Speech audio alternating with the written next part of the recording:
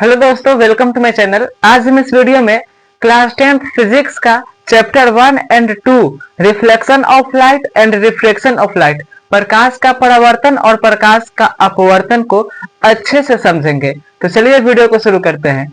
सबसे पहले हम जानते हैं कि परावर्तन क्या होता है, रिफ्लेक्शन क्या होता है।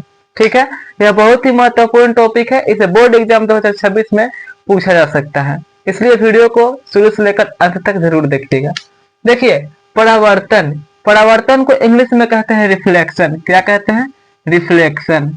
REFLECTION, reflection. ठीक है, और अपवर्तन को कहते हैं रिफ्रैक्शन। Refraction REFRACTION। ठीक है, परावर्तन को इंग्लिश में कहते हैं रिफ्लेक्शन और अपवर्तन को रिफ्रैक्शन। अभी हम समझते हैं कि परावर्तन क्या होता है। देखिए, हमने यहाँ पर लिखा है कि जब प्रकाश की किरण, प्रकाश क्या है? प्रकाश एक प्रकार की युक्ति है जिसकी सहायता से हम किसी वस्तु को देख पाते हैं। यदि प्रकाश नहीं रहता तो हम किसी भी वस्तु को नहीं देख पाते। अभी आप हमको देख पा रहे हैं, हम आपको यानी कि हम फोन को देख रहे हैं, वीडियो बना रहे हैं तो ठीक है। और जैसे हमें ये मार्कर दिखाई दे रहा है, आपको ये बोर्ड दिखाई दे रहा है।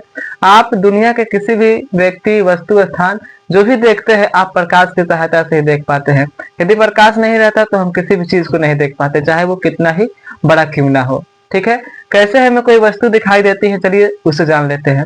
क्या होता है कि जैसे ये मार्कर है, ठीक है, इसको हमें देखना है तो सबसे पहले हमारी आंखों से प्रकाश इस पर जाता है, मार्कर पर, और मार्कर से फिर रिफ्लेक्ट होकर हमारी आंखों तक आएगी। उसके बाद ये वस्तु दिखाई देगी। जैसे आप अभी फोन को देख रहे हैं तो सबसे पहले क्या हो रहा है कि आपकी आंखों से प्रकाश निकल रहा है और फोन पर जाकर टकरा रहा है।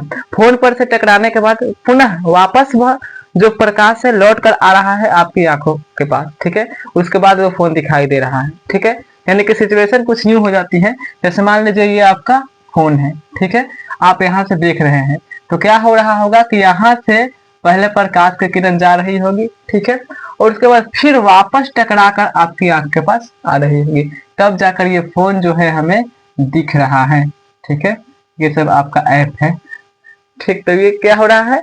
रिफ्लेक्शन हो रहा है। रिफ्लेक्शन के कारण ही हम किसी वस्तु को देख पाते हैं, यानी कि परावर्तन के कारण। तो परावर्तन के यदि कोई डिफिनेशन पूछ दे कि परावर्तन होता क्या है, किसे कहते हैं, एग्जाम में लिखना पड़ेगा ना। यदि आ गया कि परावर्तन क्या है तो लिखेंगे कि जब प्रकाश की किरण किसी सतह से टकराकर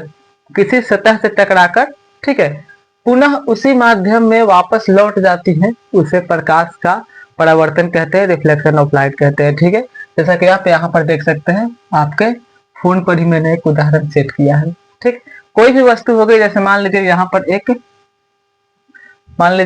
वस्तु है, इस तरह से यहाँ से प्रकाश की किरण आई और टकरा गई। ठीक है, अब आगे नहीं जा सकती है, टकरा गई और पुनः वापस लौट गई, तो यहाँ पर क्या हो गया? यहाँ पर हो गया रिफ्लेक्शन।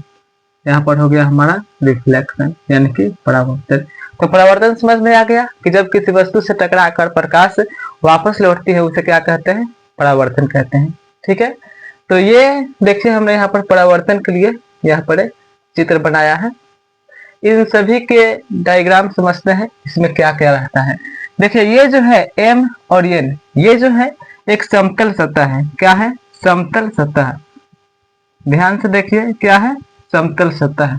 इस वीडियो को देखने के बाद आपको परावर्तन और अपवर्तन बिल्कुल अच्छे से समझ में आ जाएगी। तो ये क्या है? हमारा समतल सतह है। ठीक है, और समतल सतह पर ये एक देखिए खींचा गया है लंब, जिसे कहते हैं अभिलंब। अभिलंब को इंग्लिश में नॉर्मल कहते हैं। क्या कहते हैं?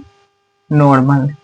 ठीक है, अब इसमें समझते हैं इसमें क्या क्या रहता है, परावर्तन होने के लिए क्या क्या, कौन कौन सी किरण जरूरी होती है, उसे समझ लेते हैं। सबसे पहले क्या होता है, जैसे मान लीजिए ये हमारा आंख है, यहाँ से इसको हटाइए, ऐसा समझिए।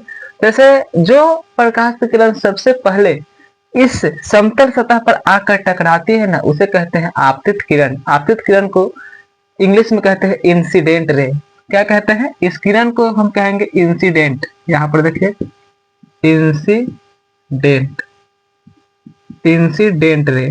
ठीक है, तो जो किरण सबसे पहले समतल सतह पर आकर टकराती है उसको कहते हैं इंसिडेंट रे यानी कि आपतित किरण। और टकरा कर जो किरण वापस लौट जाती है उसे कहते हैं रिफ्लेक्टेड रे। क्या कहते हैं? Reflected ray. यहाँ पर देखिए REFLECTED, रिफ्लेक्टेड रे। ठीक है, तो देखिए ये जो समतल सतह है, सबसे पहले ये प्रकाश की किरण आई है, इसमें टकराई है, ठीक है, और टकराने के बाद पुनः वापस लौट गई है, तो इसे कहते हैं परावर्तित किरण और इसे कहते हैं आपतित किरण। ठीक है, ध्यान से समझिएगा। अब देखिए ये है आपतित किरण और ये है अभिलंब, इन दोनों के बीच में एक कोण बन रहा है। ये क्या है? एक कोण बन रहा है, इसको आई से सूचित करते हैं, इसे कहते हैं आपतन कोण। क्या कहते हैं? आपतन कोण। आपतन कोण हो गया। ठीक है, यानी कि आपतित किरण और अभिलंब के बीच में बने कोण को क्या कहेंगे? आपतन कोण। अब और ध्यान दीजिए, यहाँ पर ये अभिलंब तो उसी तरह से है, ये है हमारा परावर्तित किरण। तो अभिलंब और परावर्तित किरण के बीच बने कोण को कहते हैं परावर्तन कोण। क्या कहते हैं? परावर्तन कोण। और इसे हम R से सूचित करते हैं। ठीक है, और ये जो दोनों कोण होते हैं आपस में बराबर होते हैं, कोण I बराबर कोण R। यहाँ पर ध्यान दीजिए, कोण I बराबर क्या होता है? कोण R होता है। तो ये हमारा प्रकाश का परावर्तन के लिए जरूरी प्रकाश की किरणें। ठीक है, और यदि एग्जाम में आ जाए तो आप इसी तरह से लिखिएगा, आप इसको भी डिफाइन कर दीजिएगा कि ये क्या क्या है। आप इसका नामकरण भी कर सकते हैं, जैसे O है, यहाँ पर A रख दीजिए, AO, इसको B कर दीजिए, इसको C कर दीजिए। अब यदि आपसे कोई कहे कि कोण, जैसे कोण AOB, कोण AOB बराबर क्या है? आपतन कोण। ठीक है, यदि कोई पूछे आपतित किरण क्या है, तो AO क्या है? AO क्या है? इसमें आपतित किरण है। ठीक है, OC क्या है? यहाँ पर रिफ्लेक्टेड रे है। AOA क्या है? यहाँ पर इंसिडेंट रे है। देखिए लिख देते हैं इंसिडेंट रे। और ये देखिए OC क्या है? Reflected ray, reflected ray. ठीक है, BO क्या है? नॉर्मल है।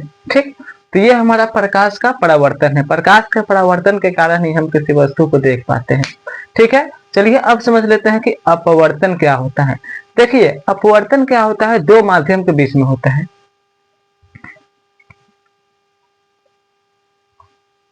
ठीक है, अपवर्तन कैसा होता है? दो माध्यमों के बीच में होता है। माध्यम क्या है?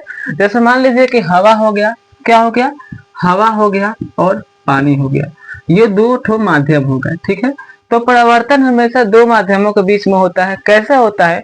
उसका डिफिनेशन क्या होता है? तो सुनिए, जब प्रकाश की किरण किसी एक माध्यम से दूसरे माध्यम में जाती है, तो जो प्रकाश की किरण होती है वो मुड़ जाती है, और मुड़ने की प्रक्रिया को प्रकाश का अपवर्तन कहते हैं। यदि हम सीधा सीधी कहे कि प्रकाश का अपवर्तन क्या है, तो कहेंगे जो प्रकाश होती है जब वो मुड़ती है, तो जो मुड़ने की प्रक्रिया होती है उसी को हम कहते हैं प्रकाश का अपवर्तन। ठीक है, जैसे मैं आपको समझा रहा हूँ, जैसे मान लीजिए कि जो प्रकाश है वह हवा में अभी चल रही है। ये हवा है, यहाँ पर मान लीजिए ये मीडियम एयर है और ये मीडियम वाटर है, यानी कि पानी है। नीचे क्या है?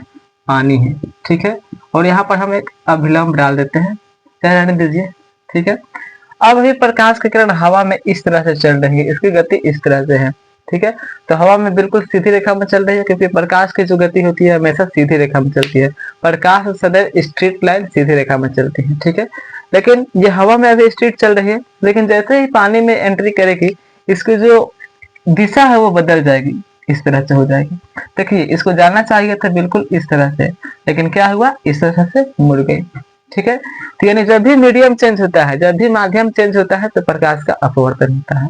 ठीक है, जैसे हवा में यदि चल रही है सीधी, तो पानी में जाएगी तो मुड़ जाएगी, कांच में जाएगी तो मुड़ जाएगी। यदि पानी से फिर हवा में आएगी तो भी मुड़ेगी, तो वो क्या होता है? वो अपवर्तन होता है। ठीक है, इसकी परिभाषा है, जब प्रकाश की किरण किसी एक माध्यम से दूसरे माध्यम में जाती है तो प्रकाश की किरण मुड़ जाती है। इस मुड़ने की प्रक्रिया क्या कहते हैं?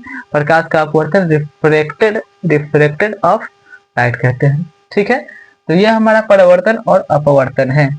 उम्मीद करता हूँ ये अपवर्तन भी समझ में आ गया होगा। और आप लोग बताइए कमेंट बॉक्स में कि प्रकाश की जो चाल होती है कितनी होती है। प्रकाश की चाल यानी कि स्पीड ऑफ लाइट, यहाँ पर ध्यान दीजिए, स्पीड ऑफ लाइट बराबर वाट। स्पीड ऑफ लाइट कितनी होती है? प्रकाश की जो चाल निर्वात में हवा में कितनी होती है। ठीक है, तो उम्मीद करता हूँ कि आपको ये वीडियो अच्छी लगी होगी। यदि वीडियो अच्छी लगी हो तो वीडियो को ज्यादा से ज्यादा शेयर करिए और इस चैनल पर क्लास 10 की और सब्जेक्ट पढ़ाई जाती है। इस चैनल से आप जुड़ सकते हैं और बोर्ड एग्जाम 2026 में बेहतर से बेहतर कर सकते हैं। ठीक है, तो इस चैनल को ज्यादा से ज्यादा सब्सक्राइब करिए, शेयर करिए, कमेंट करिए। ठीक है, तो मिलते हैं नेक्स्ट वीडियो में, तब तक के लिए bye. Thanks for watching this video, take care.